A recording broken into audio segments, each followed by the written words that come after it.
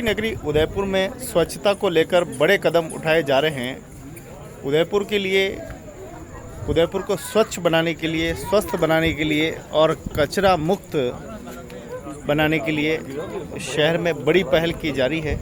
आज भी नगर निगम में बड़ी बैठक अधिकारियों के साथ हुई और नगर निगम के सभी अधिकारियों के साथ आज एक कार्यशाला हुई, जिसमें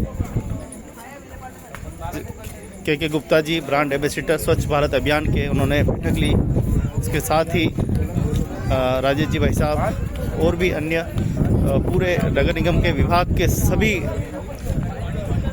अधिकारी मौजूदगी में ये बैठक संपन्न हुई। बैठक में एक बात तो निकल के आई है कि एक तो नगर निगम के संसाधनों का अभाव है, जिससे कि साफ सफाई में थोड़ी सी दुविधा होती है।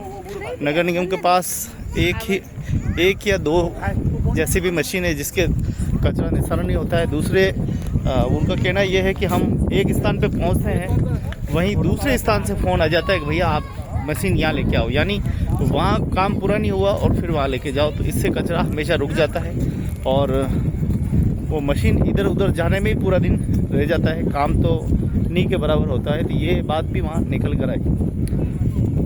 के गुप्ता जी ने कहा कि हम कुछ भी हो संसाधनों को लेकर मुख्यमंत्री जी से बात करेंगे, लेकिन फिर भी संसाधनों के अभाव में भी एक बार तो काम करना ही है। उन्होंने ये भी बताया कि जो जितने भी ऑटो है कचरा निस्तारण के लिए, वो सारे आधे तो टूटे फूटे हैं, आधे ख़राब हो चुके हैं, आधे चलने के लायक नहीं है, आधे 2014 से 2018 के बीच के हैं, जो कि बिल्कुल एक्सपायर हो चुके हैं।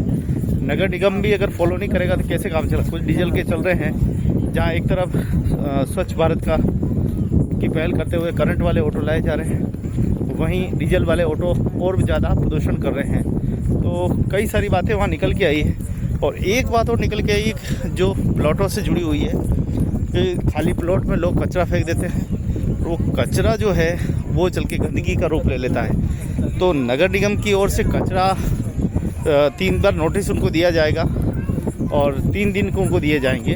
3 दिन के भीतर अगर वो सफाई नहीं कराते हैं, फिर नगर निगम अपने खर्चे से करेगा और फिर उस पर 10% ज़्यादा बढ़ाकर पैसा वापस लिया जाएगा। और अगर नहीं देने पर प्लाट के अंदर नगर निगम की बोर्ड लगा दिया जाएगा कि ये संपत्ति नगर निगम की है। जब तक भुगतान नहीं होगा, जितना लेट होगा उतनी और पेनल्टी लगती जाएगी और फिर वो भुगतान पूरा करना पड़ेगा।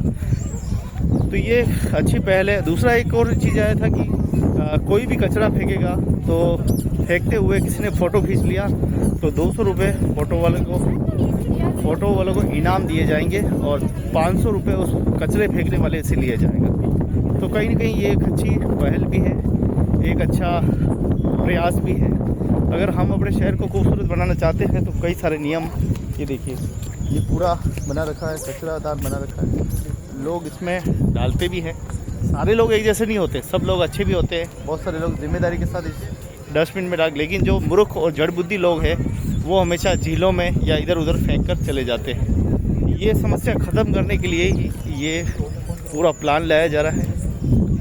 तो आशा करते हैं कि एक हमेशा कहते हैं इंदौर सबसे खूबसूरत है, इंदौर सबसे स्वच्छ भारत में, तो उदयपुर तो शुरू से ही खूबसूरत था, लेकिन बीच में हमने ध्यान नहीं दिया, इसलिए ये थोड़ा सा खूबसूरती पे दाग लग गया, जिसे हम सबको मिलकर मिटाना है, सबको मिलकर इस गंदगी के खिलाफ आंदोलन करना है। आज हम देखें कि अगर वातावरण की तरफ से देखें तो 70% हम कामयाब हो चुके हैं, मात्र 30% और जमकर काम करना है। 30% और काम कर लिया तो सब काम हो जाएगा। पेनल्टी सिस्टम चालू होगा। मैं तो कहता हूँ चालान रोड पे न काटे, गाड़ियों के छोड़ के चालान इधर काटने चाहिए गंदगी के खिलाफ। पुलिस वाले हमेशा इसमें टूट पड़े कि जो गंदगी फैला रहा है।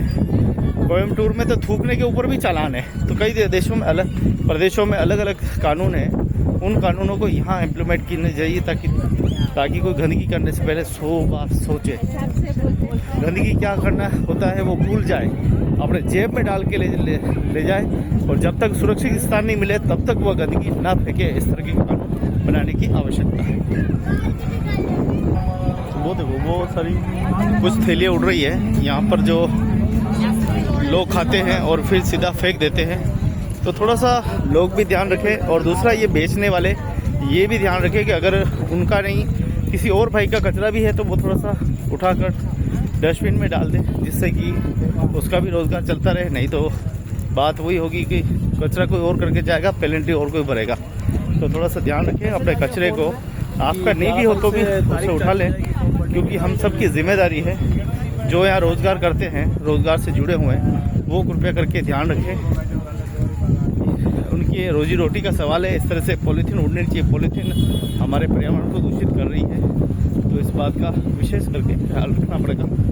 विश्व का सबसे खूबसूरत अगर शहर बनाना है तो सबको मिलकर मेहनत करनी पड़ेगी और तब ये बनेगा। ये इस तरह से फेंक देते हैं। दादू, ये आपके कागज़ उठा लेना है ना, वो जो खाते हैं वो उठा लिया करो, नहीं तो पेनल्टी आप पे लगेगी। हाँ,